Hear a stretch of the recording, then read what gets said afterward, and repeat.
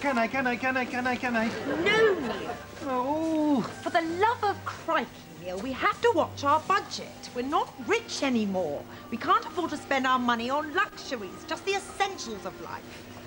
Now, come along.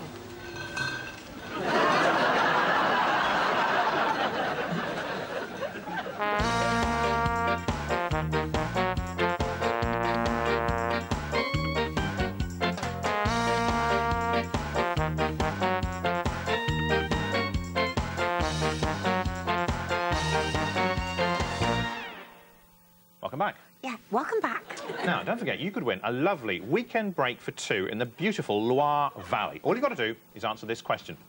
In what country do they speak French? Is it A, France? B, Germany? Or C, an umbrella? Yeah, I think, it is, actually. Do you know, I'd love to live in France. Yeah? I couldn't cope with all that no socks in the summer bit.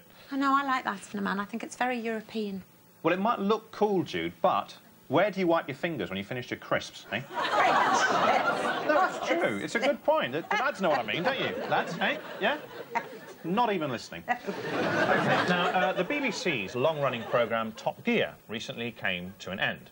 But what does this mean for its former presenters? Take a look at this. This may look like the car park of an ordinary supermarket, but we've come here today for the clash of the Titans. Yes, it's time for Jeremy and I to test two gargantuan giants in their class. Get ready for Jumbo the Elephant versus Thunderbird 2. The 2002 is the latest model in the Jumbo range, which stretches back almost 40 years. Sensibly, the design team hasn't messed with the classic look at all. The aerodynamic ears, the raised trunk, and the cheeky smile are all still there. The big question now is, has the new German engine been worth the wait? Thunderbird 2, you know what you're getting in the looks department, so no change there. But it's on the dashboard that the brains have really gone to town. There's now a set of pleasing red and green lights that flash on and off, a sporty three-quarter steering wheel, and safety features, so that neither you nor the chick you're trying to impress will fall off. All of which means that the Thunderbird 2 has very definitely arrived in the 21st century.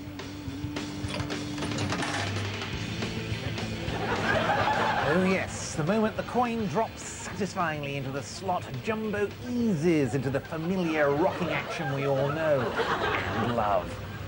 And the new footrests enable the driver to sit very comfortably indeed for a journey that's smoother than a dark chocolate mousse moulded into the image of George Clooney. Thunderbird 2, however, is a disappointing ride. Its precious little legroom, the acceleration is at best sluggish, and the constant swaying backwards and forwards leaves you feeling more than a little nauseous. In fact, if I had to stay on board any longer, I could well end up serving up a pavement pizza. So Jumbo wins this battle hands down. But top of their class, however, and still the sexiest vehicle in this range has to be Postman Pat. More on that with Vicky next week. Now, I've got here an incredibly big pan of water, which you add the pasta to. I'm using linguine. I love linguine. It's thicker than spaghetti. It's denser and meatier. There's a shot of my fingers in case you get bored of looking at the food. Now, the sauce, so simple. Eggs, cream, butter, cheese. There's my earlobe. Now, I'm eating it like this to make it lighter and frothier. There's my elbow. Now, grating as much cheese as you like. There's a shot of my eyes. And zest in your lemon. There's my mouth. Look at that harmonious, calm, voluptuous and creamy belly. Gooey, umptuous sauce. Here comes my hair. Now chop your parsley. breasts, big bits, breasts, big bits, eyes. Pour the sauce over the linguine. Lips. It smells wonderful. Hair, breasts, basil, belly, eyes, breasts, eyes, hair, heaven, lips, liquid velvet, neck, breasts, mouth.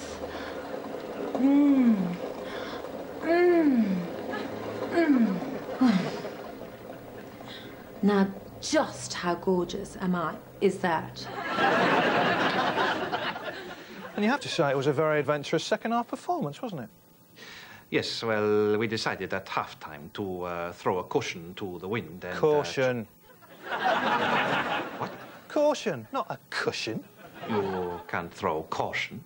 You can when it's windy. A cushion you could throw. It's a metaphor. I'd prefer throw a cushion. Well, at the end of the day, Sven, it's my language. At any time of day, Gary, you're welcome to it. What attracted me to the role initially was that... Sorry, Catherine, we've got to wrap it up there, but thanks for coming. It's been a joy. Well, good luck with a new film. I hope it does really well for you. I'm sure it will. It's been fantastic talking to you. Always a pleasure. And you're looking fantastic as well. Can I just say that? Actually, can I just ask you one more quick question? Is that all right? Would that be OK? One more quick question from me? Sure, ask away. OK, well, you've been in film for a while now, but what would you say of all the films you've made is your favourite, if you had to pick one from the many? Is there one that you choose, one that you prefer, one that you'd select, one that you rate more, one that stands out as a personal favourite? I mean, I like them all, personally, but, you know, is there one for you that you think best shows you off, or one that, in layman's terms, you just think is better? Or shall I ask that same question in yet another way? I think entrapment, because... You don't need to say why, Catherine. I think it speaks for itself. Anyway, Catherine Zeta-Jones, thanks very much for coming in. She didn't say much, did she? People think, you know, we have this perfect life. They all think it's just a bed of roses for me and David. But actually, you know, it's hard. No one understands how difficult it is for us having to make all these documentaries all the time. We spend a lot of time apart, but to be fair, we do get to go away quite a bit together as well. All over the world, staying in the best hotels, and I think what people find really hard to believe is how well we get on together. You know, we've never had no rows. We're like, what's that word? Soulmates. Oh, babe, that is such a wonderful thing to say about us. I meant me and Gary Neville.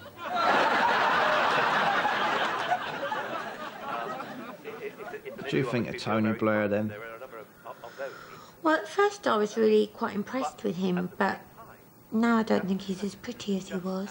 Yeah. You like that other one, don't you, John Prescott? Yeah, he's pretty. I always wanted to be famous. Always. I mean, even as a little girl, I was always singing and dancing because I knew it was a way of making people look at me. Yeah, it's funny that, because now it has the opposite effect, doesn't it?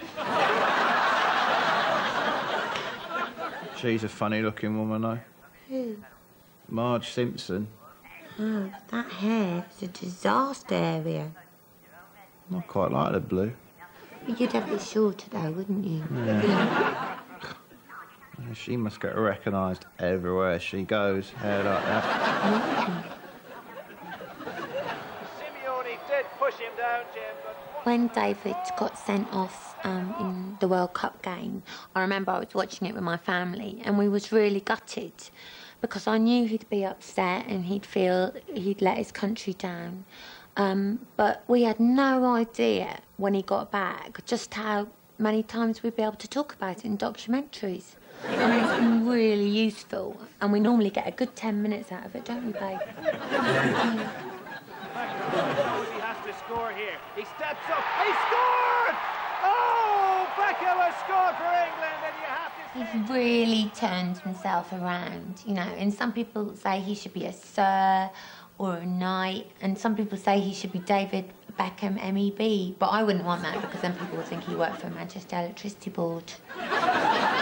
MBE, Victoria. No, David. Manchester Electricity Board is MEB. Honestly, babe, no wonder people think you're sick. I have said that scoring that goal against Greece was better than sex, but... You meant sex with other girls, though, didn't you? Yeah. But, I mean, that is one thing that we never talk about on these documentaries. Although, you know, basically it's the same for me and Victoria as it is for any couple that's been together for a long time. You know, sex is no longer nothing to write home about. Which is a shame, really, because my parents used to love them letters. No joke. Jerry and Mel B were always the loud ones. So when Jerry said she was leaving the band, apart from Mel B, we were speechless. I mean, absolutely speechless. So Emma flicked her bunches, Mel did a backflip, and I just pouted. When we first started living together, I thought it might be a bit weird, you know, just the two of us, but we never feel like we're alone, do we? No, well, we're not, really, are we? Because we got Brooklyn. No, because that lot are normally here. What cup of tea? David.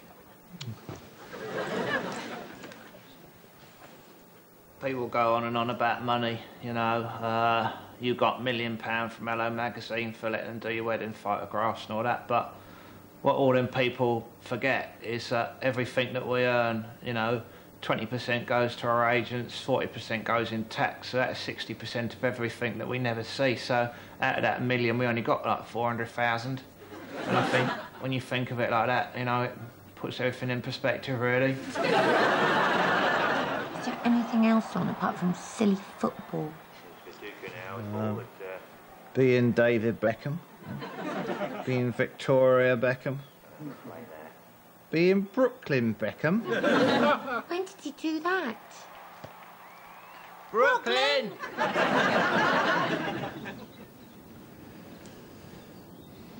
I miss you so much, old girl.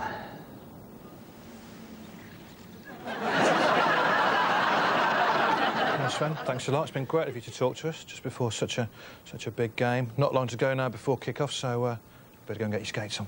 Why? Is icy? I will need ice skates. Surely if it's too icy, Gary, the match will be postponed. I will not need skates, I think. Gary. Gary? Hey, Kat. Got something important to tell you. What? It's about Lynn. She's, Yeah? What?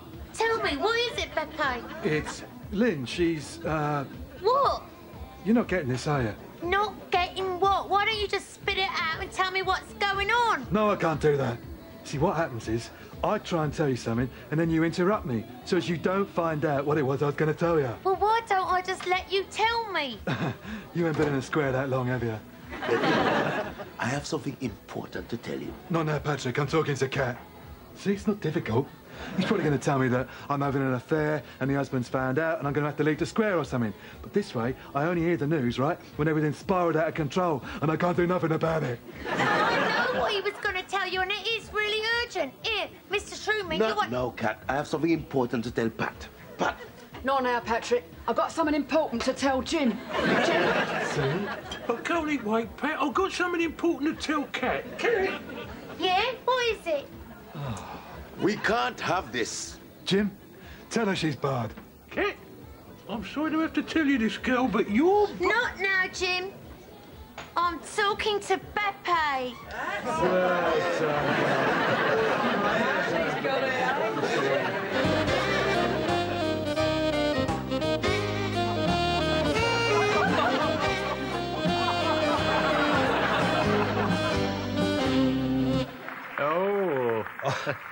Ah. Do you, fancy a can of beer, Alan? No, thanks, John. It'll only mean trips to the lavatory in the small hours. How about a glass of weak lemon barley water, then? I'll not bother. I can't trust my bladder as far as I can throw it. Oof. Good game, this. Yes, I love televised Scrabble. Triple word score! Well, who can that be at this ungodly hour? Yes. It's almost 7:30. But if it's Jehovah's Witnesses, tell them we're agnostic, but we don't like to shout about it. Hi. Oh, hello. I've just moved in upstairs. I'm Madge. Oh, right. Well, come in. I'm John, and this is Alan. Hi, Alan. Hello, love. Listen, I'm having a housewarming party. It's a slumber party. Just me and some friends. Claudia Schiffer, Kylie Minogue. Oh, John! Someone's just got rid of all his letters. And use a Z. And we wondered if you'd like to join us. I'd love to, but we'll be turning in soon. Busy day tomorrow, I'm afraid. Alan and I are reorganising the airing cupboard. Oh, well, that's a shame. Maybe some other time. Yes, certainly. Certainly. Hi. Bye, then. Cheers. So, that's the new young lady from the 3rd floor, then, is it? She seems very pleasant. Now, steady on, John. Sorry, Alan, I got carried away there. So have I missed much? Oh, it's pretty much fizzled out now. They've started using the blanks, which I always think is an ominous sign. Well, I'll lock up then, shall I? Yes, why don't you? I'll go and wash these mugs. Oh, Alan, why don't we leave them till tomorrow? Oh, go on then. Let's live a little.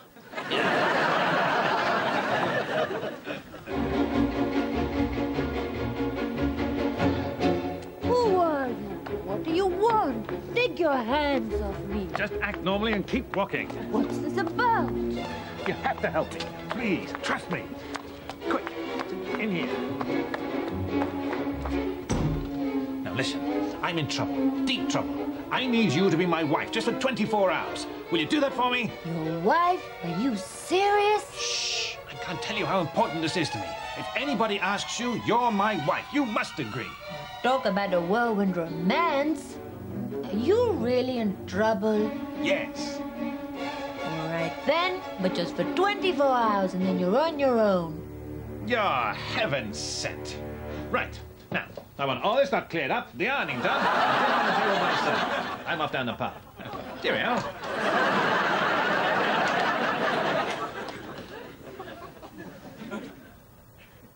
What a bastard. Many parents are now able to benefit from new fertility treatments. The problem is that fertility is often the key word here, and mothers receiving this treatment have a higher than average tendency to give birth to twins, triplets, or even quadruplets. Yes, 4 babies. 4 babies? Hey, does that mean they have 4 fathers? No, they have 1 father. But of course they do have 4 fathers. We all do. Say, is that a metaphor? No, it's a meta 5. You mean she gave birth to twins? That's a rugby team. You mean she had 15 babies all with 4 fathers? Why, that's, hang on a minute here. That's 15 or 4, 1. Hey, now even I lost.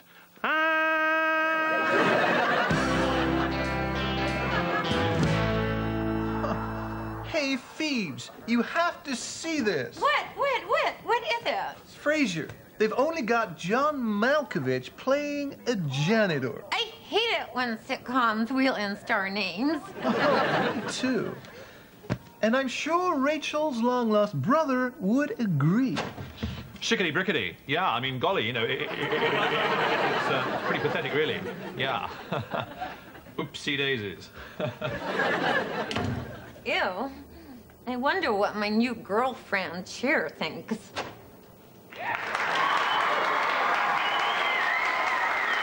Hey, I can get you a round of applause without even saying a line. How easy is that?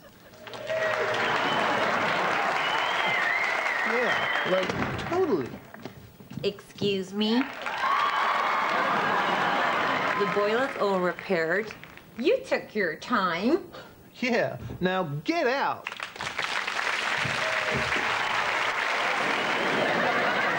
Well, at least we don't get in star names. Or get in a British actress to add some sophistication. Well, have you met my new girlfriend?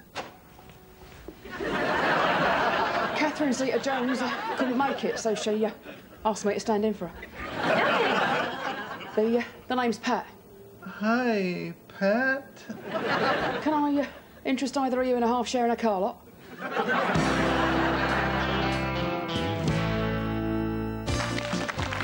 you very much indeed. Good morning, everyone. Thank you. Thank you. Hello and good morning. Now, how does it feel to find yourself gradually transformed into a Victorian? We've all been there, haven't we? But how does it feel when normally you're a businesswoman from Ashby to Leicestershire, and then suddenly you turn into a 19th century milkmaid? Well, Maureen, this is what happened to you, my love, isn't it? Yes. One day I was in charge of mergers and acquisitions for a leading East Midlands firm, and the next I'm wandering down the high street in a whalebone corset, singing "Who will buy my sweet red roses?" How did your family cope with that?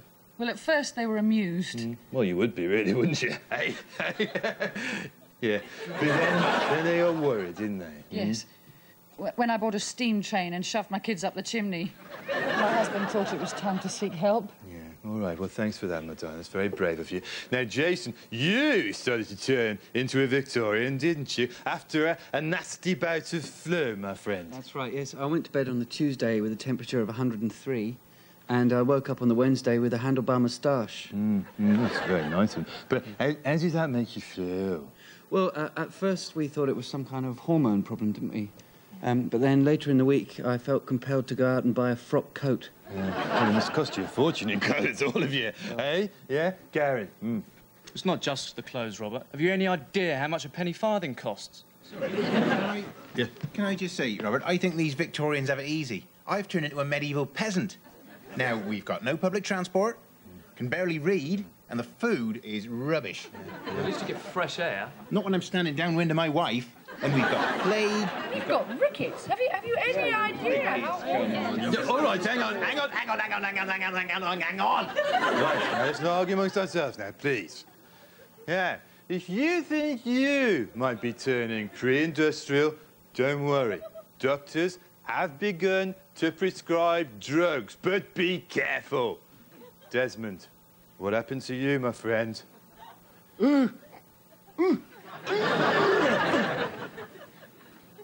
Take care of yourselves.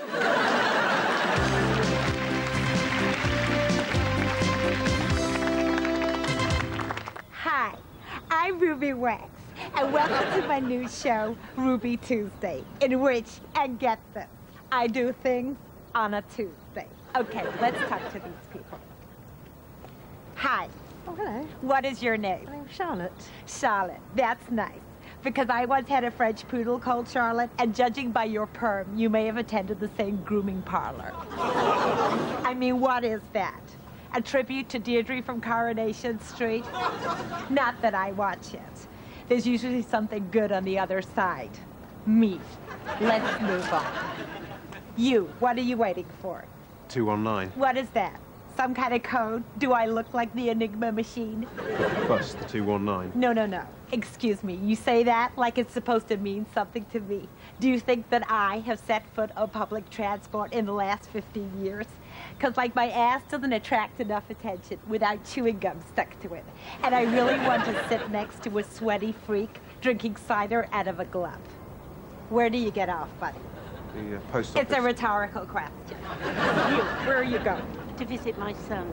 So your son makes you stand out in the cold with Deirdre and the code breaker here? I mean, would it be so hard for your son to come and visit you? He's in hospital. You see, some kids will do anything to get out of visiting their mothers. Oh, here comes the bus.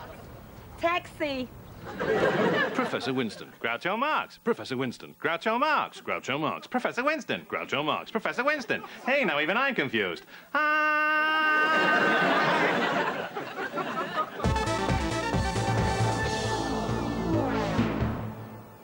Hi, I'm Nicky Campbell, 2Ls. Welcome to Watchdog. Lots to get through. Now, a faulty dishwasher, it's everyone's worst nightmare, isn't it? Second only, perhaps, to being buried alive or being kissed by the fat Brummie. Don't worry, he'll love that. Kate, where are you? Tell us more. Go.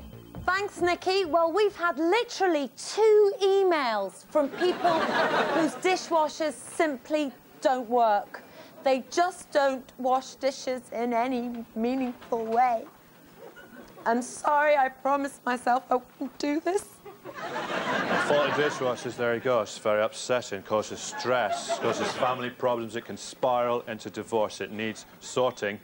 Kate, try again. No, still crying, not surprised. OK. Joining me now is Ronald Hastings. He's the chairman of Offwash. Hello, Ronald. Hello. No, Kate's in tears and it's all your fault. What are you going to do about it? Well, these are two isolated... Go on, quickly, lots to get through. Two isolated incidents. We've arranged to provide replacements, and I'm confident there will be no more problems. OK, some people might say that you're simply bolting the stable door after the horse has bolted.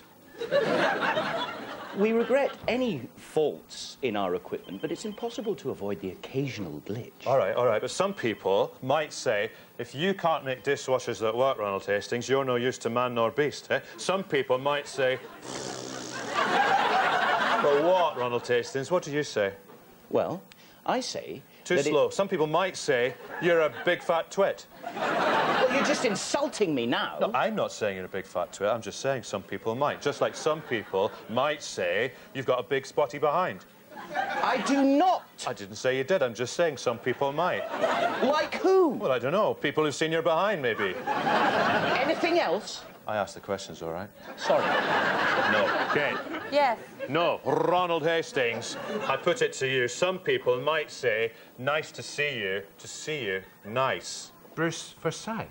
Mainly, yes. Some might say, sunshine follows thunder. Go and tell that to the man who cannot shine. That's just an Oasis lyric.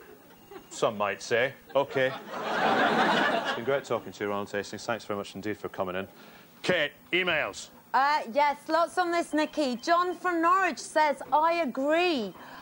Becky from Petersfield says, I disagree. Gareth from Red Roof says, look at me, I can type. While Matt from Swindon says, isn't this all a bit trivial compared to the devastation that will be wreaked worldwide as a result of global warming if we don't change our wasteful consumer habits soon? Stop. EastEnders is next. See you next week.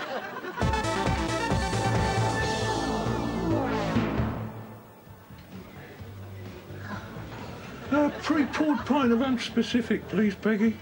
There you go, darling. Look, your day off, Jim. Yeah, and not a word to the old trouble and strife, eh? All right. Exact unspecified amount of money, please, Jim. There you go. Cheers, darling. Yes, Peggy? Yes, darling? You Claire've always got a new hairdo. What's that? Well, it seems like you get your barnet done every other day. Well, I don't know what you're talking about, Jim. Really, I don't. Yes, darling, what can I get you? Hair of the dog. That's it! Go on, get out of my pot! Go on, get out of it! I'm Lord Robert Winston. Aren't babies fascinating? I'm Lord Robert Winston.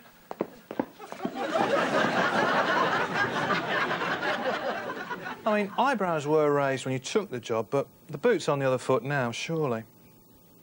No, Gary, the boot is on both feet. If the boot was just on the other foot, the players would not play so good, for sure. Was something I said, Gary? Hmm?